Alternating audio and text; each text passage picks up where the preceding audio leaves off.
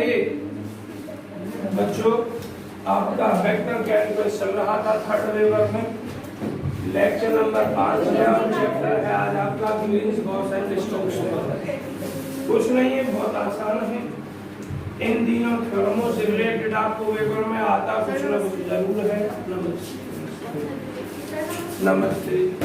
ज्यादातर प्रूफ में Gauss theorem आती है, आवाज नहीं। देखिए मोस्टली सबसे ज्यादा इम्पोर्टेंट थ्योरम है आपकी गॉस। क्यों? क्योंकि ये थोड़ी छोटी है और ये कुछ लिमिट से ज्यादा बड़ी है। बड़ी तो ये भी है और ये कुछ लिमिट से ज्यादा बड़ी है, इसलिए जो एवरेज में सबसे ज्यादा आती है वो गॉसेस थ्योरम का प्रूफ ज्यादातर आता है सबसे ज्यादा, और इन पर आधारित सवाल ज्यादा आते हैं। हम करेंगे तीनों के सवाल करेंगे, तीनों का प्रूफ करेंगे। समझ में आया? इस दोनों का प्रूफ मैं आपको बोर्ड पर करवाऊंगा, इसका प्रूफ आपको नोट्स में दूंगा। ठीक है, करेंगे तीनों हम। बच्चों जरा देखना ध्यान से। अब तक आपने सिंपल इंटीग्रल पढ़ा, आवाज में। अब तक आपने सिंपल इंटीग्रल पढ़ा, अब पढ़ोगे आप लाइन इंटीग्रल। क्या पढ़ोगे? लाइन इंटीग्रल, जिसमें आपको कुछ कंडीशंस दे दी होती है, कुछ पॉइंट दे दिया गया होता है कि इस लिमिट के अंदर आपको इंटीग्रल करना है किसी का। तो एक तो D64 पेज पर आपको लाइन लिखी हुई है लाइन इंटीग्रल, इस पर आधारित सवाल बनने हैं। और V65 पर एक शब्द लिखा हुआ सरफेस इंटीग्रल, इस पर सवाल करने हैं। और फिर V66 इनकी परिभाषा नहीं आनी, पर इन पर बता रहा हूँ कि इन पर सवाल करने हैं। और एक V66 लिखा हुआ है आर्टिकल नंबर 4 में वॉल्यूम इंटीग्रल्स, आपको ये काम करने हैं। सरफेस इंटीग्रल, वॉल्यूम इंटीग्रल आप कर चुके हैं लगभग। थोड़ा सा ही मुझे बताना है सरफेस इंटीग्रल कहाँ, जब आपको 2 डायमेंशन दिया गया हो, ठीक है, वहाँ उससे रिलेटेड। वॉल्यूम इंटीग्रल जहाँ 3 लिमिट दे रखी होती है आपको, मतलब x y z तीनों के लिए करना हो। और सरफेस में जब 2 वेरिएबल की लिमिट दे रखी होती है तब। नमस्ते भाई, नमस्ते नमस्ते। और बच्चों तो आज हम सबसे पहले तीनों के सवाल आज ही हो जाएंगे खत्म।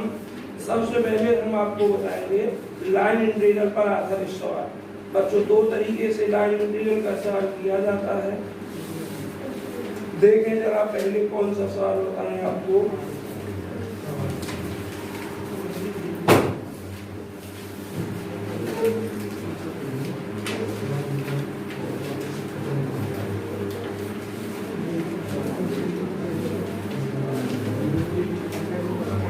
आवाज बंद कर ले बच्चों।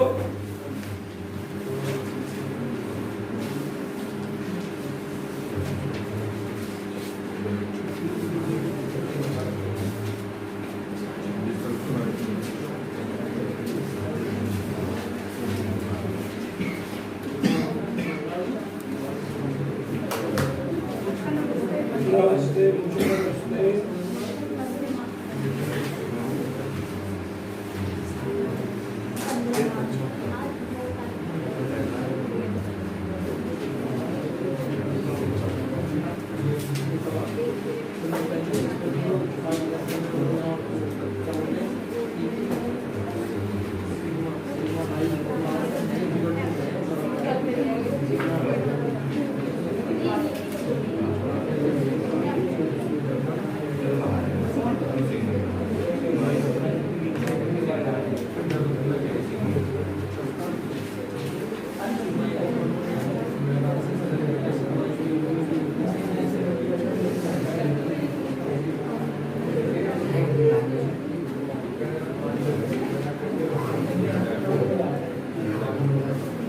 चलिए आवाज बन रहा है। एग्जाम्पल नंबर 1 देखेंगे आप। यहाँ बच्चों एक्सरसाइज ज्यादा इम्पोर्टेंट नहीं है, एक्सरसाइज से सवाल नहीं पूछे गए, आप देख सकते हैं। ये सवाल 2 मेथड से आपको बताया जाएगा और ये समझेंगे कि ये सवाल आपके इस चैप्टर का आधार है। यदि ये सवाल आपके समझ में आ गया तो आपके सब कुछ समझ में आ गया। देखिए फिर तो थोड़ी थोड़ी कंडीशन समझाई जाएंगी। लाइन इंटीग्रल का सवाल है, आपसे कहा है कि ये वैल्यू फाइंड कीजिए, इतने इक्वल टू क्या। इसको इस तरीके से भी डिनोट कर सकता है, ठीक है। तो ये लिखा हुआ है इतने इक्वल टू क्या। बस 10 मिनट बहुत ध्यान से आप मुझे दे दें। एफ वेक्टर की वैल्यू क्या लिखी हुई है, x square I cap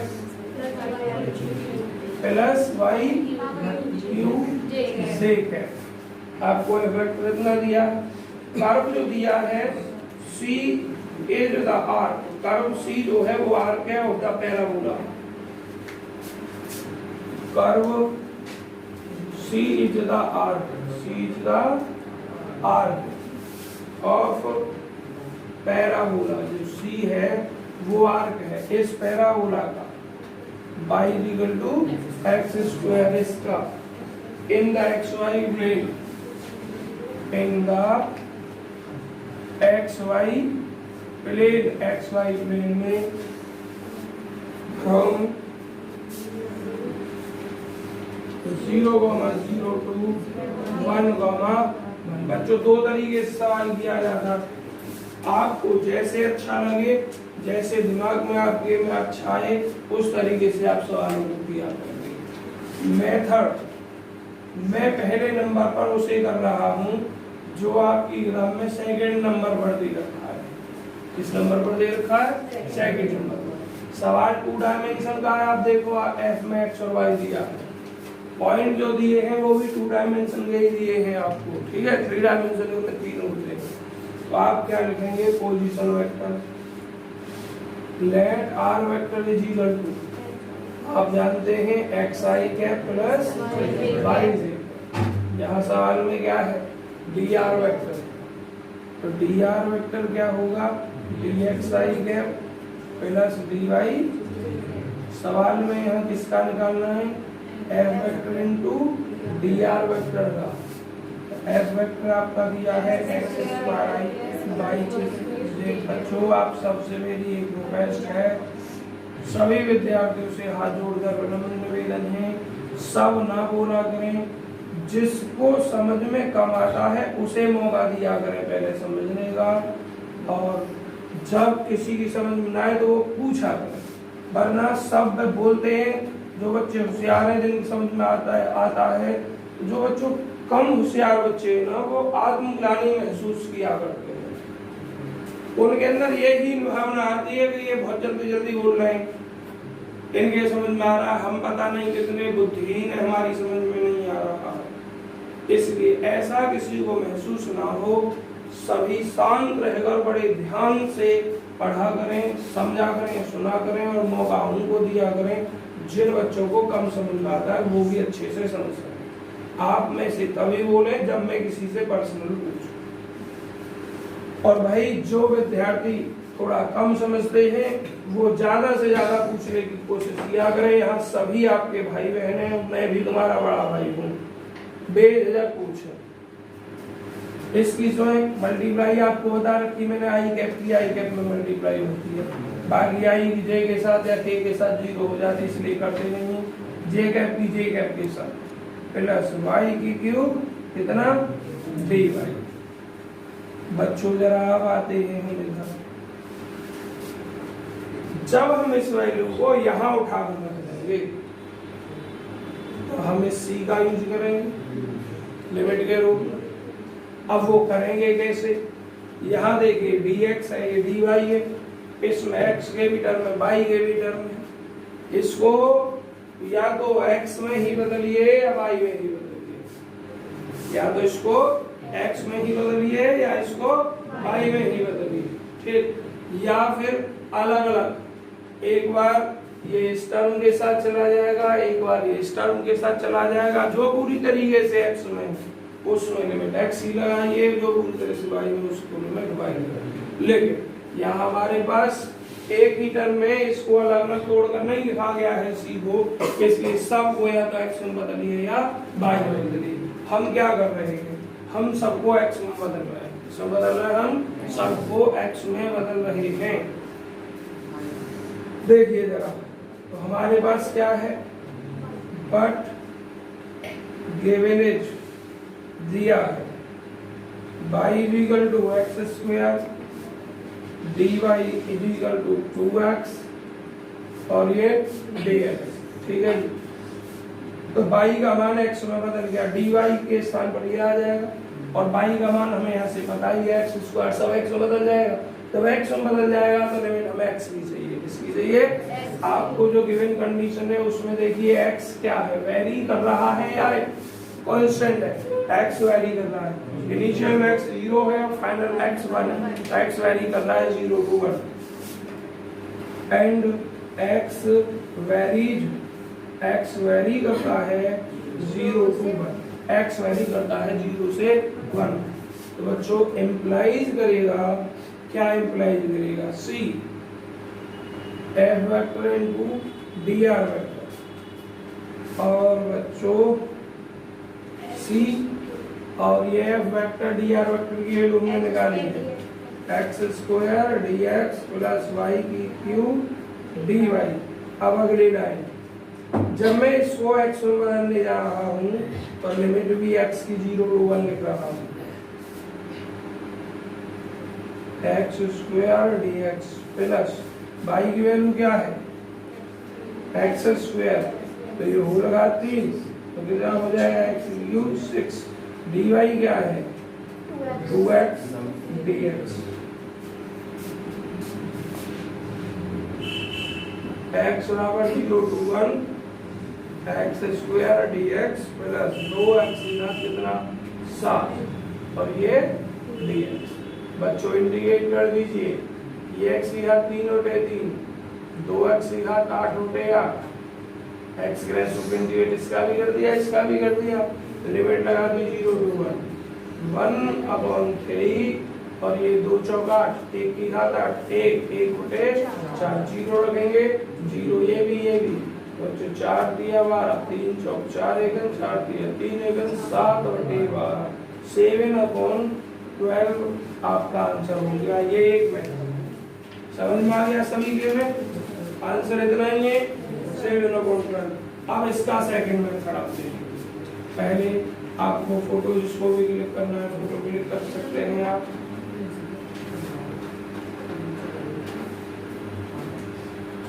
Rohit तुम बहना को अभी आज इसकी वीडियो बना देना पीछे की, यहाँ से पहली तो बना दी होगी तुमने डाइवर्जेंस वाले तक, ठीक।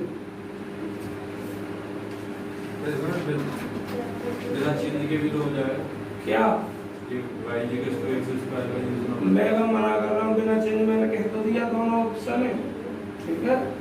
लेकिन तरीका होता वो यही होता है, जब आप लिमिट लगा रहे कोशिश ये करो एक स्टेप में खत्म कर रहे हो तो या तो लिमिट x हो या y, ठीक है।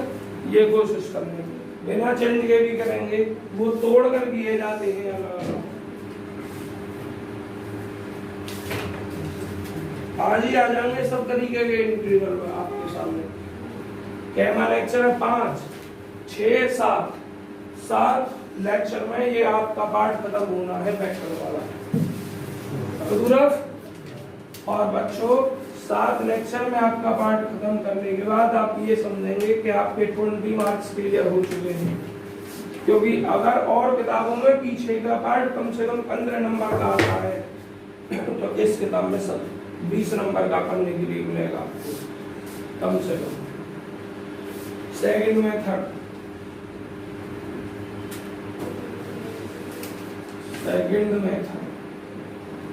बच्चों सेकंड मेथड में इसको टी में कन्वर्ट करके किया जाता है, इसमें कन्वर्ट करके किया जाता है। लेट हम मानते हैं कि x बराबर t, लेट हमने क्या माना x बराबर t, देन तब y बराबर क्या हो जाएगा 23, r vector equal to xi के प्लस yj के, x की वैल्यू ti और y की वैल्यू t स्क्वायर j है। कोई प्रॉब्लम? f वेक्टर पर आइए, f वेक्टर है x स्क्वायर i के, y की क्यूब j के, x की वैल्यू इतना। बच्चों बहुत आराम से चल रहा हूँ क्योंकि इंटीग्रेट में ही है ये पूरा चैप्टर, और पीछे भी उससे पहले भी आप इंटीग्रेट कर चुके हो। और उस दिन मैंने इंटीग्रेट में क्लास लगा दी थी, उस दिन के बाद वो आए ही ना, क्या नाम था उनका, विवेक।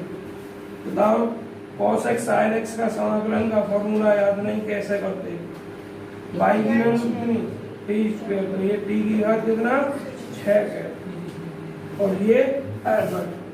बच्चों आप एक बार बताइए, अब इसको क्या लिख सकते हो, हम किस में चेंज करके कर रहे हैं, टी में।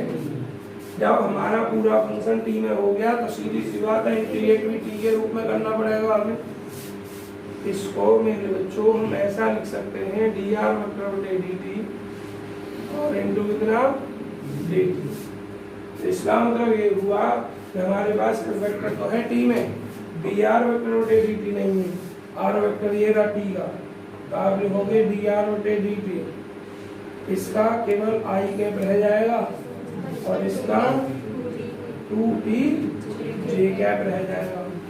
तो यहाँ अब बच्चों ये सब कुछ t में बदल गया, किसमें बदल गया, तो हमारी लिमिट भी t में होनी चाहिए, तो आप पहले इसको भी लिखोगे आप। और बच्चों कहाँ लिख दूं मैं इसको, पहले ही लिख देना चाहिए था, यहाँ लिख दे रहा हूँ। चलो देखो, इफ स्टार्टिंग में x कहाँ से कहाँ तक है, 0 से 1 तक। इफ यदि x बराबर 0, हमने x बराबर t माना, इफ x बराबर 0 तो इम्प्लाइज करेगा t भी 0 पर। इफ यहाँ x बराबर 1 तो इम्प्लाइज करेगा t भी 1, तो t वेरीज कर जाएगा बच्चों 0 to t वेरी करेगा 0 to 1। अब अमन कुमार t बराबर 0 to 1, F vector into D R vector अभी हमने निकाला नहीं, कोई नहीं, यहीं पे निकाल ही लेते हैं। टी स्क्वायर इंटू आई कैप प्लस टी की घात 6 इंटू जे कैप और ये डी आर बटे D T I cap plus 2t और ये डी टी। मल्टीप्लाई करनी आप सब पर आती ही होगी, टी स्क्वायर 2t की पावर, देखिए सब कुछ वही है, वहाँ x में था ये term x square plus 2x की घात 7 इंटू डी एक्स सब कुछ सेम रहेगा, बस हमने t में बदल दिया।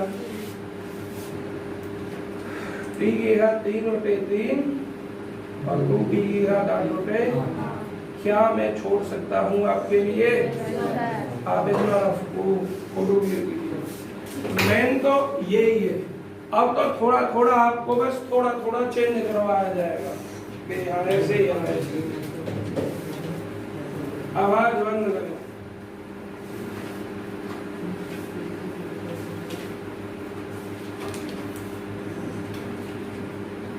और सुबह जाते समय मुझसे कोई फायदा ना, मैं भूल जाता हूँ।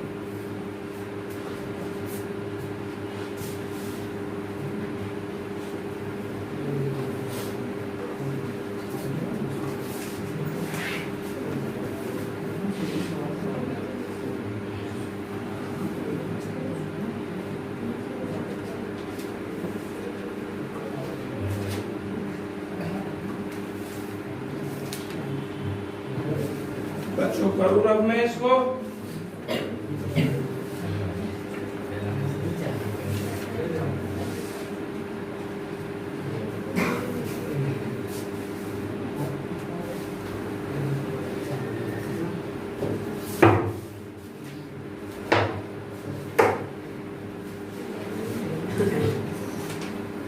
बच्चों देखिए क्वेश्चन, अब एग्जाम्पल नंबर 2 मैं पढ़ता जा रहा हूँ और देखता जा रहा हूँ कौन सा करना है आप, जो अलग टाइप का होगा वो फिर मैं करवाऊंगा। एग्जाम्पल 2 इवैल्यूएट इतने, एफ दे दिया है, C is the arc of curve इतने। बच्चों स्वयं करेंगे सवाल को, कोई चेंज नहीं, आप एक्स में करें टी में चेंज करके करें, हमें कोई प्रॉब्लम नहीं। एग्जाम्पल 3 एफ दिया है, वही आपको निकालना है, सी दिया है, कर्व एक्स वाई प्लेन में y equal to x square. बच्चों स्वयं करेंगे। क्वेश्चन नंबर 4 एग्जांपल 4 एफ दिया है अलोंग इतने, z बराबर आपको 1 दे दिया है इन द पोजीशन डायरेक्शन। अच्छा उसका मतलब ये पॉइंट दे दिया, z बराबर 1 फिक्स है इसमें, इसलिए वेरिएबल नहीं दिया है। f बराबर इतना है। चलिए बच्चों इस सवाल को देख लीजिए, क्योंकि ये सवाल Z में भी दिया है और Z अलग से दिया है। इस टाइप का सवाल है। एग्जाम्पल बच्चों 4 पेज नंबर क्या है जरा देखें। V68 हमारे पास जो बुक है और दूसरी जो तरीके की बुक है 496। V के साथ भी लिखा होगा वैसे। देखिए जरा V का मतलब यहाँ वेक्टर स्पेस है। देखिए वेक्टर स्पेस नहीं, वेक्टर कैलकुलस। आपको फाइंड जो करना है वो ये फाइंड करना है। यहाँ निशान नहीं लगाया है ना सी लिखा है, बल्कि आगे बता दिया होगा। देखिए एलोंग द कर्व, सी ना लिख के लिख दिया है कि ये एलोंग द कर्व, मैं सी लिख दे रहा हूँ। और सी क्या है हमारा, ये वाला कर्व है। Equation of curve x square plus y square equal to 1, और इस कर्व में z इक्वल टू क्या है 1 फिक्स है इन द पॉजिटिव डायरेक्शन। और बच्चों फ्रॉम कहां से कहां तक जरा बोलना, 0,1,1 से 101 तक, टू 101 तक। और बच्चों इसके बाद air vector is equal to क्या, air F vector is equal to बोलो 2x प्लस yz ब्रैकेट में आई गए plus xz j cap into में अब हाँ xy plus 2z into k cap. खाना खा के लाए दी को बच्चों ऐसा लग रहा मुझे। चलिए और भी कुछ दिया है, नहीं दिया। अब आज जाए सवाल के डायमेंशन का है 3 का। पॉइंट भी देखो XYZ में, F भी XYZ में, और यहाँ कर्व में भी Z फिक्स 1 बता रखा उसने। जब Z1 बता दिया ना इस तरीके से, तो इसका मतलब Z वेरीज नहीं कर रहा। Z स्टार्टिंग में भी 1 था, लास्ट में भी 1 था। आप इसका सबूत यहाँ देख सकते हैं, यहाँ भी 1 और यहाँ भी 1। Z वेरीज नहीं कर रहा है, Z कांस्टेंट। अब देखिए तो इसका यूज कैसे होगा है, आप कैसे करेंगे। सबसे पहले आप लिखेंगे, देखिए हम सिंपल में कर रहे हैं, टी में चेंज नहीं कर रहा हूँ, ठीक है। तो let r vector x i cap plus y j cap plus z k r vector. अब बच्चों जरा एक बात देखिए, इस सवाल को हमें एक ही वेरिएबल में बदलना है। किसमें बदलना है, एक ही वेरिएबल में बदलना है, बदल देंगे। लेकिन अभी एक ही वेरिएबल में पहले आप एफ वेक्टर लिख दो। एफ वेक्टर क्या है देखो, 2x plus Y z i cap x z j cap x Y plus 2z into k. मैं बाकी काम बाद में करूंगा।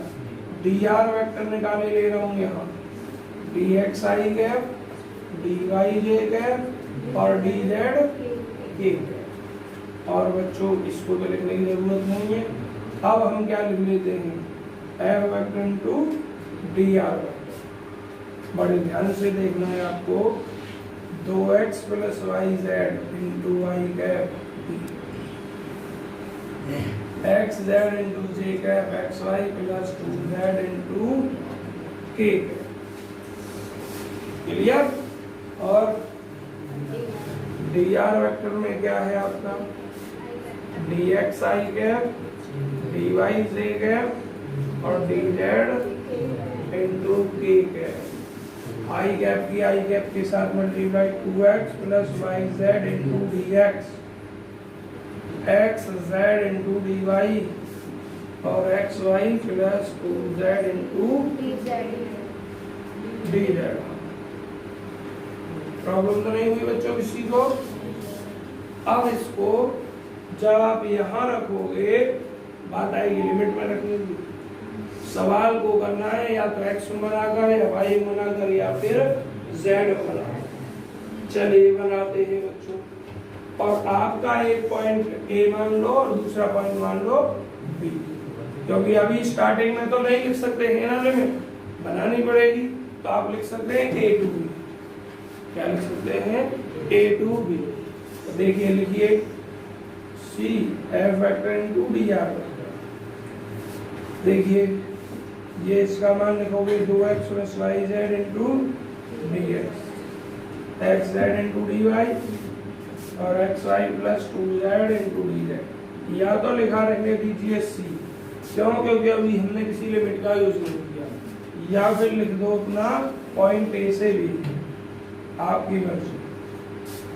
अब हमें क्या करना है, सरल करना। z1 दे दिया, क्या दे दिया, अगर z कांस्टेंट है 1 है तो dz क्या हो जाएगा 0 हो जाएगा। ठीक, देखिए यहाँ एक मान लीजिए इसको, इफ यदि z बराबर 1 तो इम्प्लाइज रहेगा dz बराबर 0। कौन कौन से खत्म, ये तो पूरा ही खत्म, पर dx और dy में ही तो बचा, कर देंगे। यहाँ से आप x मान लो सबको, किसे मान लो x। देखिए इफ यदि x square plus y square equal to 1 तो इम्प्लाइज करेगा y square equal to 1 minus x square, y equal to plus minus under root 1 minus x square. Clear, बस एक ही रहने दो, प्लस का ही रहने दो, क्योंकि रिजल्ट एंड निकलेगा हमारा यहाँ से लिमिट वगैरह। Y equal to plus under root 1 minus x square हमने रखा। अब हम इसका क्या करेंगे, डी वाई भी तो चाहिए हमें डी एक्स में, ये अब लिखोगे डी वाई इक्वल टू 1 और 2 under root 1 minus x square minus x square का माइनस का 2x और ये डी एक्स फ्रॉम 0। तो ये भी बदल गया आपका, डी वाई भी हो गया x में और वाई तो हो ही गया x में, 2 से 2 हो गया। अब देखिए जब हम सब चीज को x में बदल रहे हैं, भाई मैं आपको मजबूर नहीं कर रहा हूँ x में बदलने के लिए, आप y में बदल सकते हैं। मैंने x में बदला तो मुझे लिमिट भी x में देखनी है, और x की लिमिट देखिए आप, x की जो लिमिट है वो 0 to 1 है। क्या है, अगर आप x की लिमिट यूज करोगे तो 0 to 1 यूज करोगे, और अगर सबको y में बदलोगे तो y की लिमिट यूज करोगे। ठीक है, क्या लिखोगे, हेयर x वेरीज कर रही है 0 to 1, तो इम्प्लाइज करने वाला है क्या, c F vector into d are vector. मैंने सब चीज को x में बदलने की तैयारी कर ली, इसलिए x बराबर 0 to 1, 2x, z बराबर क्या बच्चों 1, y एकन y, और y का मान under root 1 minus x square, और ये x है, z गलती से लिख रही है 2x, और ये क्या है, किसी कोई परेशानी तो नहीं हुई। अच्छा अब इधर आ जाएगी, देखो इधर जब हम करेंगे इस टर्म पर तो ये लिमिट आएगी, और एक काम कीजिए, z बराबर तो 1 हो गया, x का हम जो कि लिख रहे हैं, और हमने dy चाहिए, क्या चाहिए हमें dy, तो x इंटू और dy क्या है हमारे पास में, dy है माइनस का x upon under root 1 minus x square, और ये dx। एक तरीका और है, एक तरीका और है, वो क्या है कि ये लिमिट इस पर अलग लगाओ, ये लिमिट इस पर अलग लगाओ, ये लिमिट इस पर अलग लगाओ। ठीक, इस पर लगाओगे तो ये तो काम हो ही गया, जब इधर ये 0 हो गया तीसरा वाला, तो इस पे आओगे तो ये dy है, तो dy को मत चेंज करो, बस x को y में बदल लो, समझ में आ गया। लेकिन उसके लिए ये इंटीग्रल अलग अलग सब पर जाएगा, ये और तरीका है। जैसे आप चाहें बच्चों ऐसे कर सकते हैं, x बराबर 0 to 1, 2x plus under root 1 minus x square, और ये dx plus minus minus x square under root 1 minus x square, और इनटू कितना dx। अब बच्चों एक बात देखिए, अगर हम यहाँ इस तरीके से सवाल को करें तो हमारी कैलकुलेशन थोड़ी टिपिकल होगी। ये वाली कैलकुलेशन हमारी कैसी होगी, थोड़ी सी टिपिकल होगी। और बच्चों टिपिकल तो इसकी भी होगी, इसकी पर डायरेक्ट फॉर्मूला लग जाएगा √a² माइनस x²। तो यहाँ कौन सा फॉर्मूला लगाएंगे बच्चों? यहाँ लगा दें sin थीटा या cos थीटा, ठीक है। पहले यहाँ देख लो आप, तो इंटीग्रेट यहाँ ले जाना पड़ेगा हमें। इसका कितना हो गया 2x² 2। और बच्चों एक फॉर्मूला होता है √a² माइनस x² का, देखना मुझे ये ध्यान आ रहा है, 1/2 मैं बाहर लिखता हूँ x √a² minus x² plus a² sin inverse x/, मुझे ये याद आ रहा है, यही है। देखिए तो इसका तो बाहर कर दिया मैंने, अब इस पार्ट का कर रहा हूँ 1/2 x और कितना आपका √1 माइनस x² प्लस a² के स्थान 1 sin इनवर्स x/a, a के स्थान 1 तो केवल x। बच्चों अब इस टोटल पार्ट पर क्या लगने वाला है, लिमिट। अब जब इधर आए x बराबर हम क्या मान रहे हैं बच्चों, इंटीग्रेट तो अभी हो रहा है, तो आप इधर आइए माइनस x बराबर 0 to 1 और यहाँ रख दीजिए जो भी कुछ रखना है। x बराबर हम रख रहे हैं साइन प्लस माइनस 1 करके हो जाएगा, प्लस माइनस 1 करके, प्लस माइनस 1 करके कैसा, अच्छा उस तरीके से भी हो जाएगा, √1 प्लस x² से मल्टीप्लाई करके उससे सारा हो जाएगा। चलो ऐसे कर लो, करना है किसी से भी कर लो। तो नीचे हो जाएगा 1 माइनस कितना, √1 प्लस x² से मल्टीप्लाई करेंगे 1 माइनस x की घात, एक मिनट किससे कर रहे हो, विपरीत से ऊपर 1 प्लस a का माइनस अंडर रूट मल्टीप्लाई नहीं।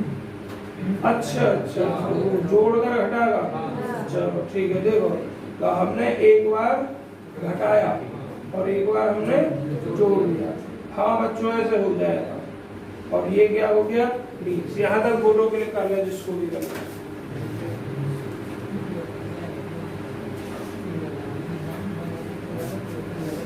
वैसा एग्जाम के लिए बस समझना है आपको।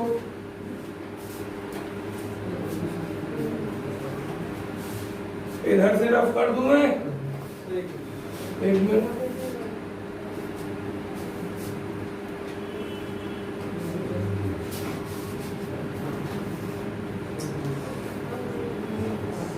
भाई ये तो आप कर दो तो नहीं, फिर समझ में आ गया ना। तो बच्चों यहाँ लिमिट रखो 2 से 2 बटा 1 1/2, ये 0 हो गया बच्चों और ये π/2 हो गया आपका। अब आपको 0 रखना है, ये 0, अब ये टोटल 0 हो गया आपका बच्चों, माइनस 0 to 1 देंगे, ये 1 माइनस x² और ये क्या x² माइनस 1, तो माइनस कॉमन लोगे, तो माइनस जब कॉमन लोगे तो 1 माइनस x² होगा और ये कितना 1 √1 माइनस x² dx। ये आपका क्या हो गया 1 प्लस π/4, आवाज नहीं भाई, माइनस की मैं मल्टीप्लाई कर दूं प्लस इससे इसमें भाग करूंगा, ये हो जाएगा 0 to 1 √1 माइनस x² प्लस का, ये minus minus plus 1/√1 minus x²। परेशानी तो नहीं किसी को भी। और बच्चों ये क्या हो गया आपका dx। अब छोड़ दूं आपके लिए, यहाँ यही वाला फॉर्मूला बन गया और यहाँ डायरेक्ट फॉर्मूला बन जाएगा sin इनवर्स x/a का स्वयं। ये सवाल वहां ज्यादा आसान रहता जब इसको दोनों जगह तोड़ देते और जो dy सेकंड वाला टर्म था उसको dy रहने देते, x का मान y के बदले में कर लेते। पर भाई कोई सवाल किसी से थोड़े 2 1 लाइन बढ़ जाती है, किसी में किसी से 2 1 लाइन बढ़ जाती है, ये तो आपको करना ही पड़ेगा। तो यहाँ के बाद बच्चों आप स्वयं इसका इंटीग्रेट करेंगे। और दूँ अब मैं इस तरफ,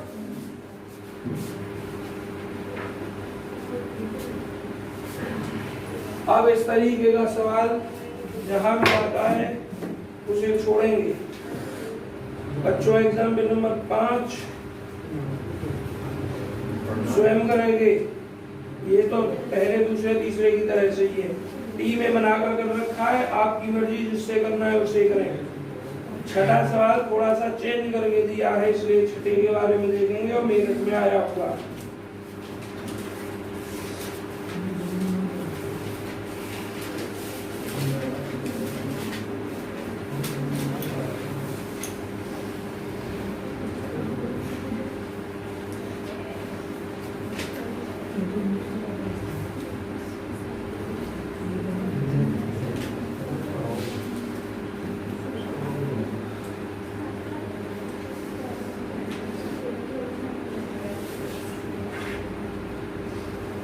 इस सवाल को भी हम दो तरीके से कर सकते हैं छठे को।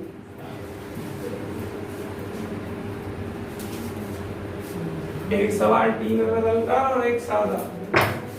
बात बंद कर लो बच्चों, देखिए ध्यान से, मैं दोनों तरीके से समझा दूंगा आपको। X d y minus y d x, आपको इसका मान फाइंड करना है। अराउंड द सर्कल, सी लिखे दे रहा हूं, और सी क्या है? अराउंड द सर्कल, मतलब सर्कल के चारों। सर्कल है x square plus y square equal to 1। देखिए पहले जैसे इस बुक में कर रखा उससे अराउंड द सर्कल, सर्कल के चारों एंगल बनाकर कर रखा है टी में। तो सर्कल में जो टी होता है वो वेरीज कहां से कहां तक करता है? 0 से 2 पाई करता है ना। यहाँ टी एंगल मतलब 0 है, और यहाँ से घूम गए तब यहाँ तक 90 है, 180, 270, फिर यही 360। तो टी जो वेरीज कर रहा है 0 to 2 पाई कर रहा है टी में, ठीक। और सर्किल की जो पैरामीट्रिक इक्वेशन होती हैं, पैरामीट्रिक इक्वेशन ऑफ सर्किल। बच्चों पैरामीट्रिक शब्द तो जानते ही होंगे, प्राचलिक समीकरण ना। अब प्राचलिक क्या होता है? किन्हीं दो वेरिएबल को जब किसी तीसरे वेरिएबल के रूप में रिप्रेजेंट किया जाता है तो उसको पैरामीट्रिक इक्वेशन बोला जाता है। जनरल सर्किल की इक्वेशन होती है ये जहां ए रेडियस, तो x equal to a cos t और y equal to a sin t। आपके सवाल में a की वैल्यू क्या है? 1। क्या है a की वैल्यू? 1। तो parametric equation of given circle is x equal to a के स्थान 1 तो cos t और y equal to h sin t। इससे कोई प्रॉब्लम हुई नहीं।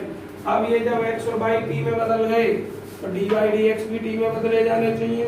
तो dy बटे dt dx बटे dt जो कब आएगा जब यहाँ मल्टीप्लाई। देखिए वो काम साथ ही साथ हम कर दे रहे हैं।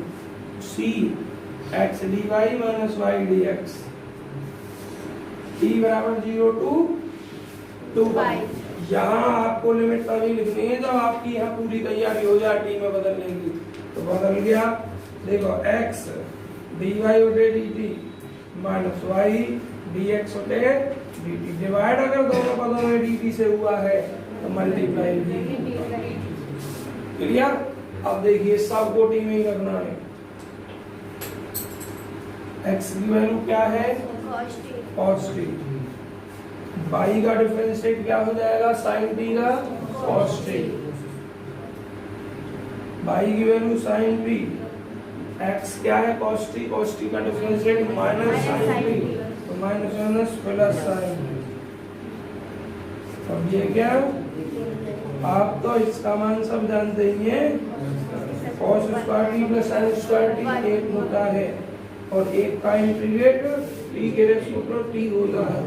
इस पर लिमिट लगा दी हमने तो 2 पाई माइनस 0 2 पाई। आंसर जरा चेक करिए। तो एक ही तरीका बहुत है, दूसरा आप अपने कर लोगे।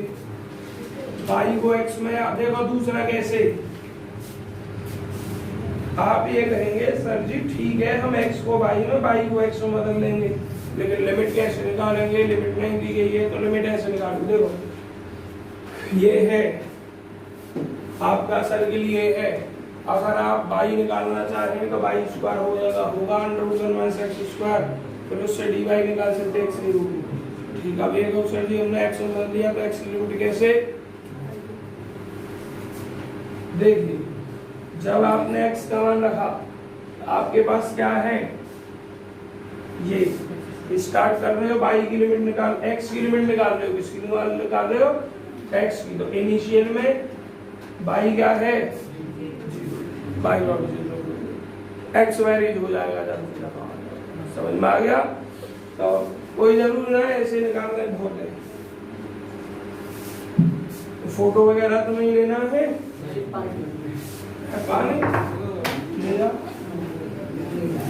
ले जा रही है भाई यार, करते ऐसे में इतने आसान में,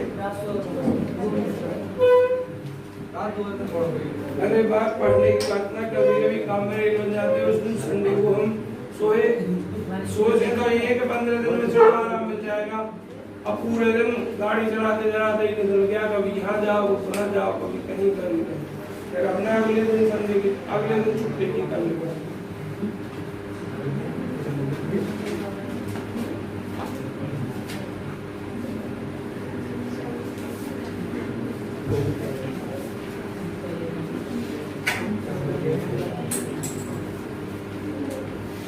देखिए अच्छो,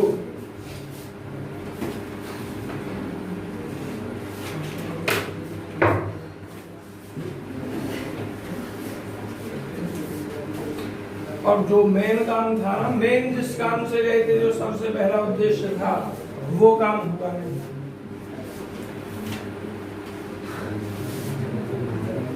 आवाज नहीं, बच्चों कैमरा क्वेश्चन कराया अभी 6, 7वां स्वयं करें, 8वां स्वयं करें, 9वां स्वयं करें, देख रहे हो ये मॉड लिखा हुआ है, आसान है, अपने आप देख लेना। 10वां भी स्वयं करना है, 11वां भी करना है, आइए 12वें पर, 12वां मेरठ में भी आया हुआ है। अब जो सवाल आपको बताए जा रहे हैं यहाँ के बाद